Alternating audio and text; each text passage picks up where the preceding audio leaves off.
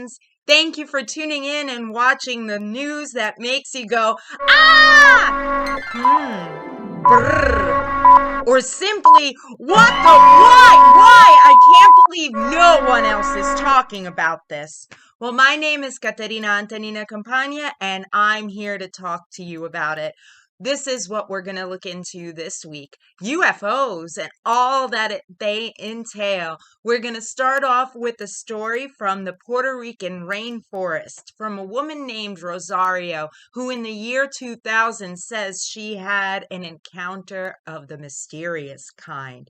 She was off picking plantains when she was distracted by a low humming sound a few feet away. So she went to investigate, and to her amazement, what did she see? A triangle shaped, unidentified flying object. It was black and had a shiny surface. And all of a sudden, she felt she couldn't move, and she was enveloped by a pink beam of light. And she felt like her mind was floating on images for like an eternity. But it was really not that long of a time, obviously. And her mind floated to images of environmental collapse and nuclear war. Now, when she came out of this trance-like state, she said she saw a figure not unlike that on the book of Communion, the cover of Communion, and she felt compelled to read this book afterwards.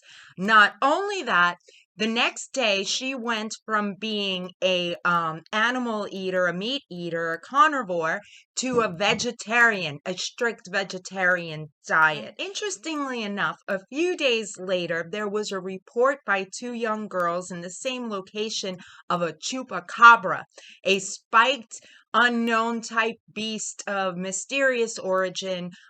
We could maybe look into that in the future. If you're curious about chupacabras and want to know more, let us know. We'll investigate for you, or at least open the discussion a bit more.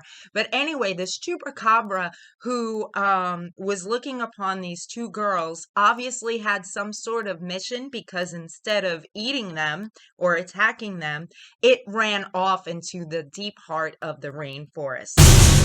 From UFOs to men in black trying to hide whatever information we have gleaned from any alien encounters, so to speak. In the 1970s, in the autumn, one doctor, Herbert Hopkins, was home alone when his phone rang, and a strange man invited himself over to speak about a case he was investigating, the Stevens alien abduction. Now, for some reason, unbeknownst to him, the doctor felt compelled to invite the man over and accept his invitation.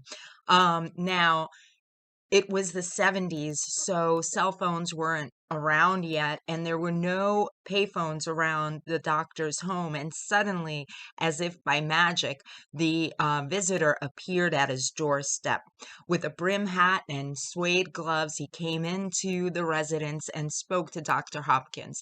And he said that he really wanted these files, and he would know, the Steven files that he was investigating, he would know that they would be destroyed, or if he did something else with them, like go to the police. Of additional note is the fact that the stranger asked the doctor for a coin in his pocket, and the doctor produces such coin, and then the man says that this coin will disappear. And sure enough, the coin turned fuzzy in the doctor's hand, and poof, it vanished. The man said that that coin would never appear on this plane again. Upon speaking further, the men talked about another abductive case, but the man had already perished, one Bernie Hill. And the doctor said, yes, he heard that Mr. Hill had perished of a heart attack. And the strange visitor said, no, in fact, his heart had disappeared just like the coin. What are they hiding? Who knows? Do you know? And of further interest is the fact that when this man wiped his mouth, the mysterious stranger, on the back of his suede glove, there was red lipstick. And when the doctor looked at his face again, he saw that his lips were more like a slit, and that lipstick was used to manufacture the appearance of lips.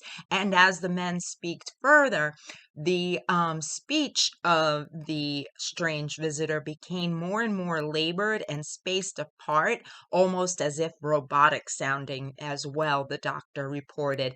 And when the man disappeared, the doctor and his son looked for tracks, car tracks or anything, and none was found. That's all for this week, my fabulous friends. Remember, stay free, stay happy, stay encouraged, and above all, stay curious.